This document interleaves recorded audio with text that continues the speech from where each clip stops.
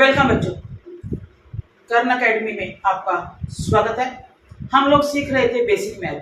Basic math के 2-3 topic हम लोग पहले कर चुके हैं और हमारा जो पीछे जो पहले इससे पहले वाली वीडियो को जो टॉपिक चल रहा था वो था डिविजिबिलिटी टेस्ट। आज हम इसका पार्ट 2 करेंगे। तो पार्ट 2 के अंदर हमने पार्ट 1 के अंदर किया था 2, 4, 8, 5, 10 इन डिजिट को चेक किया था, इनके नियम, इनके रूल्स देखे थे कि किस तरह से हम इनको चेक कर सकते हैं। आज हम सीख रहे हैं 3, 6, 9, 11 एंड 12। 3, 6, 9, 11 एंड 12। आज हम इसको चेक करेंगे कि ये जो नंबर दिया गया है इन पर ये वाले डिजिट डिविजिबल होते हैं या नहीं होते, चेक करते हैं। तो सबसे पहले हम लोग करेंगे 3 और 9 को। क्यों 3 और 9 क्यों लिया है? क्योंकि दोनों का सेम ही नियम है, सेम ही रूल है। क्या रूल है? तो सबसे पहले पहला स्टेप क्या है? Sum of all digits. Sum of all digit, जो भी आपको लार्ज नंबर दिया जाएगा उसमें जितने भी डिजिट हैं उनको हम लोग ऐड करेंगे। 4 plus 2 plus 2 plus 4, 4 plus 8 plus 2 plus 4 plus 6 plus 2 plus 4 plus 6। अब इनको टोटल करेंगे। टोटल करने पर 12, 12, 14, 18, 18 and 6, 24, 24 and 2, 26, 26 and 4, 30, 36। हमारे पास इनका ऐड करने पर 36 आ गया नंबर। यानी सम ऑफ ऑल डिजिट क्या है हमारे पास? 36। तो 3 से चेक करते हैं टेस्ट, इस नंबर से 3 से। तो क्या करना है? सम ऑफ ऑल डिजिट कर लिए। अब जो आंसर हमारे पास आया है 36, क्या ये 3 पर डिविजिबल है? 36 sum of all digit divisible by 3, क्या ये 3 पर डिविजिबल है? 3 पर डिविजिबल है। 3 1 जा 3, 3 2 जा 6, 12 3 जा 36। तो हमारे पास पूरा अगर रिमाइंडर कुछ नहीं आता तो क्या करेंगे? इसका आंसर क्या होगा? यस। अगर हमारे पास यहाँ पर रिमाइंडर आ जाता then we say that wrong, तो ये नहीं डिविजिबल है। सेम 9 पे भी चेक करेंगे। 9 पे भी चेक करने के लिए क्या करना पड़ेगा? सम ऑफ ऑल डिजिट, जो कि हम लोग पहले कर चुके हैं। सम ऑफ ऑल डिजिट आंसर निकाला 36। सेम उसी तरह से 36 डिविजिबल बाय 9। तो 9 के टेबल में आ रहा है 9 4 जा 36। ये मल्टीपल है, 9 का मल्टीपल है 36। तो यहाँ पे आंसर क्या आ गया? यस। क्या आंसर आ गया? यस। ये 3 पर भी डिविजिबल है और ये 9 पर भी डिविजिबल है। अब स्टूडेंट कई बार दिमाग में आ जाता है कि जो 3 पर डिविजिबल है वो 9 पर भी डिविजिबल होगा, लेकिन ये संभावना बहुत कम होती है। ऐसा कभी कभी होता है क्योंकि सेम डिजिट आ जाती है। तो सपोज करिए यहाँ पर अगर सम इनका 24 होता, मान लीजिए यहाँ पर कोई ऐसा नंबर होता जिसका आंसर टोटल करने पर 24 होता। 24 क्या है? 3 पर तो डिविजिबल है, मल्टीपल ऑफ 3 है। 3 के टेबल में आता है 3 8 जा 24। बट ये 9 के टेबल में नहीं आ रहा, 9 का मल्टीपल नहीं है, तो ये 9 पर डिविजिबल नहीं है। क्या 24 को 9 पर डिविजिबल कर सकते हैं? नहीं, क्योंकि रिमाइंडर आएगा हमारे पास। इसलिए जरूरी नहीं है कि जो सम, जो डिजिट, जो नंबर 3 पर डिविजिबल हो रहा है वो 9 पर भी डिविजिबल हो। कई बार बच्चों के दिमाग में ये बात होती है कि ये 3 पर हो रहा है, फार्मूला तो सेम ही लगना है, नियम तो सेम ही है, रूल तो सेम ही है, sum of all digit. But हमें ये चेक करना है, ये नंबर डिपेंड करेगा, ये नंबर डिपेंड करेगा कि ये 3 पर डिविजिबल है या नहीं, या 9 पर डिविजिबल है या नहीं। चेक करने का नियम सेम हो सकता है, बट जो नंबर आ रहा है वो 3 और 9 पर डिविजिबल है या नहीं, ये हमें चेक दोबारा करना पड़ेगा। ये तो थी बात 3 और 9 की।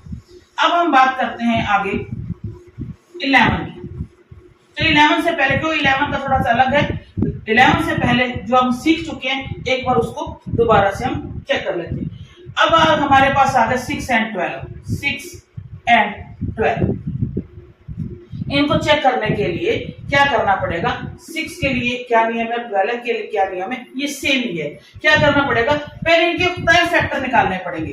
क्या निकालने पड़ेंगे? 6 और 12 के प्राइम फैक्टर। 6 और 12 के जब प्राइम फैक्टर निकालते हैं तो क्या आता है हमारे पास? 2 3 जा 6, 2 3 जा 6 और 12 का निकालते हैं तो क्या निकालते हैं 2 मल्टीप्लाई 2 मल्टीप्लाई 3, ये प्राइम फैक्टर है इनके। तो 6 और 12 को चेक करने के लिए हमें पहले क्या देखना पड़ेगा, पहले इनके कोई भी बड़ा नंबर आ जाता है लाइक 24, 36, 81, 27, तो ऐसे जब बड़े डिजिट आ जाएंगे, बड़े नंबर आ जाएंगे हमारे पास, तो उनको डायरेक्ट चेक करने के लिए क्या करना पड़ेगा, पहले हमें उनको क्या करना पड़ेगा, उनके प्राइम फैक्टर निकालने पड़ेंगे। प्राइम फैक्टर के अंदर जो डिजिट आ रहे हैं हमारे पास, जो नंबर आ रहे हैं हमारे पास 2 3 2 2 ये आ रहे हैं ना, तो ये नियम इन पर लागू होगा। तो ये नंबर है हमारे पास, ठीक है। अब मैं इसको 6 पे चेक करती हूँ, तो सबसे पहले हम किस पे चेक करते हैं, 6 पे चेक करते हैं। 6 के प्राइम फैक्टर निकाले तो क्या है हमारे पास 2 और 3। तो 2 और 3 करने के लिए हमें यहाँ पर दोनों ही नियम लगाने पड़ेंगे, 2 का भी नियम लगाना पड़ेगा और 3 का भी। यहाँ पर 2 का भी रूल्स लगेगा और 3 का भी रूल लगेगा। 2 का रूल क्या था, चेक करना है कौन सा, वंस प्लेस डिजिट। 2 में यही देखा था ना हमने लोगों ने, 2 में क्या करना था कि वंस प्लेस डिजिट को देखो क्या वो 2 के टेबल में आ रहा है, क्या वो 2 का मल्टीपल है, तो यस है। अब ये चेक किया हमने, चेक कर लिया 2 पे ये लास्ट वंस प्लेस वाला जो डिजिट है हमारे पास ये 2 पर डिविजिबल है, तो 2 के लिए आंसर क्या आ गया, यस। और 3 पर ऑलरेडी हम पहले चेक कर चुके हैं, उसका भी आंसर क्या था। अगर ये दोनों आंसर हमारे यस होते हैं then we say that this number also divisible by 6।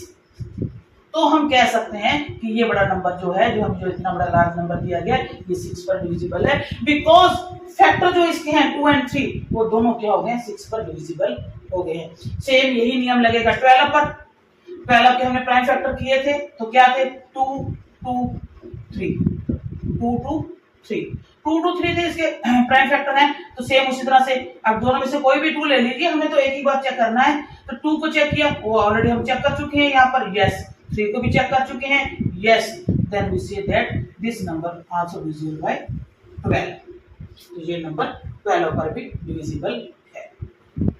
इस तरह से हम लोग चेक कर सकते हैं। सपोज करिए यहाँ पर 36 आ जाए, सपोज करो यहाँ पर 36 आ जाए, तो 36 का निकालने के लिए भी क्या करना पड़ेगा, हमें इसके पहले प्राइम फैक्टर निकालना पड़ेगा। 36 का प्राइम फैक्टर क्या आएगा 2, 2 के बाद फिर 2, फिर 3, फिर 3 3 जा 9, 9 2 जा 18, 18 2 जा 36।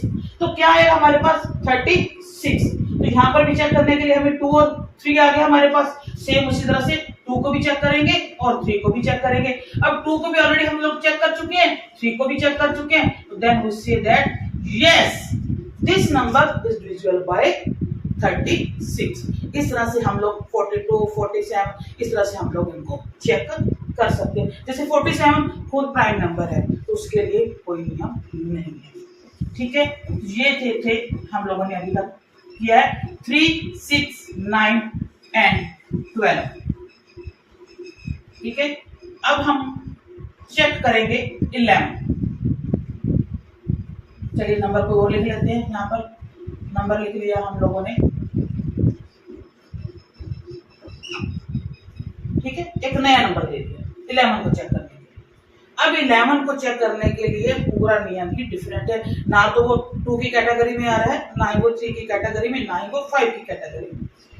यहाँ पर क्या करना है, यहाँ पर हमें देखना है प्लेस वैल्यू नहीं देखनी, यहाँ पर क्या देखना किस प्लेस पर है digit from the right side, from the right side. यहाँ पर बच्चे सबसे बड़े यहाँ पर कंफ्यूज की होती है कि नियम के अंदर कहा जाता है even place and odd place. जो डिजिट आपकी इवन प्लेस पर है, ओड प्लेस पर है, फ्रॉम द राइट साइड, उनको ऐड करना है। बच्चे क्या करते हैं, वो प्लेस वैल्यू को देखना शुरू कर देते हैं, या फिर वो देखते हैं कि इवन ये 2 इवन है ये ओड है। नहीं बच्चे, फ्रॉम द राइट साइड ये नंबर हम देखें, इनका नाम के नीचे हम एक नंबर दे देती है 1 2 3 4 5 6 7 और 8। यहाँ पर हमारे पास 8 डिजिट का एक नंबर है। अब इन पर ओड नंबर प्लेस पर कौन से है और इवन, ये ओड है जहां पर हमने ओड लिख दिया, ठीक है। ये ओड हो गया हमारा, और ये क्या है इवन। इवन मैं बार बता रही हूं from the right side, right side से हमें चेक करना है ऑड प्लेस पर जो डिजिट है और इवन प्लेस पर जो डिजिट है, इन दोनों को डिफरेंट अलग अलग हम इन्हें ऐड करेंगे। तो सबसे पहले हम लोग क्या करेंगे, ऑड प्लेस की जो डिजिट है उनको हम लोग ऐड कर लेते हैं। तो ऑड प्लेस वाले जो डिजिट है उनको एक तरफ लिख लेते हैं और इवन जो प्लेस वाले डिजिट है उनको अलग लिख लेते हैं। तो ऑड वाले लिखने शुरू करते हैं। 1 + 3 + 5 + 7, इनको ऐड किया।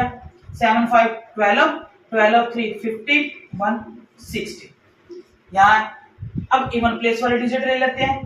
2 + 4 + 6 + 8, 2 4 6, 6 6 12, 12 और 8 20।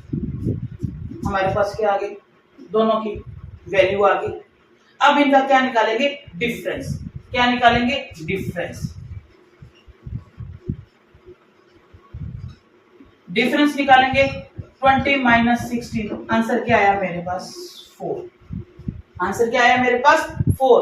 तो यहां पर हमारा नियम लगता है कि जो ये आंसर जो आ रहा है, या क्या होना चाहिए, या तो वो 0 होना चाहिए या फिर वो 11 का डिविजिबल और 11 का मल्टीपल होना चाहिए। यहां पर जो आंसर आ रहा है, क्या वो 11 पर डिविजिबल है या फिर आंसर क्या आना चाहिए, 0 आना चाहिए। यहाँ पर या तो आंसर क्या आना चाहिए, 0 आना चाहिए या फिर वो 11 का क्या आना चाहिए। 11 आंसर आएगा तो भी वो 11 का डिविजिबल ही हो गया।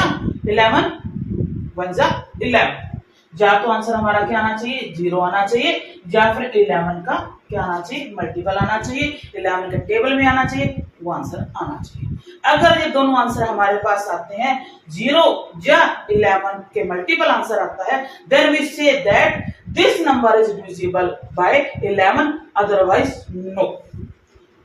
आई रिपीट माई वर्ड्स, अगर हमारे पास आंसर 0 या मल्टीपल ऑफ 11 आता है, then we say that this number is divisible by 11, otherwise no.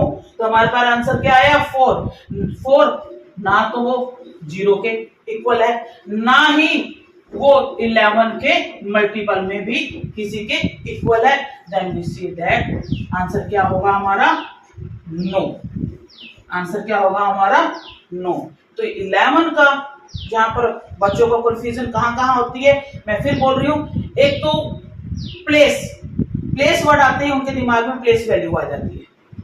तो प्लेस वैल्यू नहीं है बेटा, ये देखना है कौन सा डिजिट कौन से प्लेस पर है, ठीक है।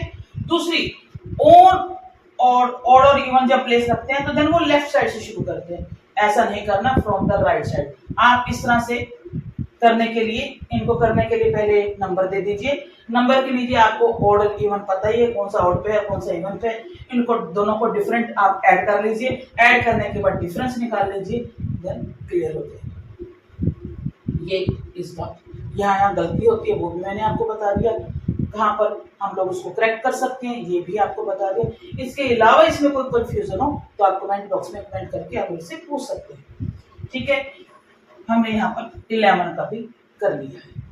लास्ट पार्ट 1 वीडियो में हमने किया था विजिबल टेस्ट, ठीक है, 2 4 8 5 और 10। और सेकंड पार्ट में आज हमने किया है 3 6 9 11 एंड 12। और दोनों को बताया कि कहाँ पर बच्चों की गलती होती है, कहाँ बच्चों को कंफ्यूजन होती है और कहाँ से क्वेश्चन आता है और कैसा क्वेश्चन आता है। तो इस तरह से आपको मैंने सारी डिटेल्स दे दी है।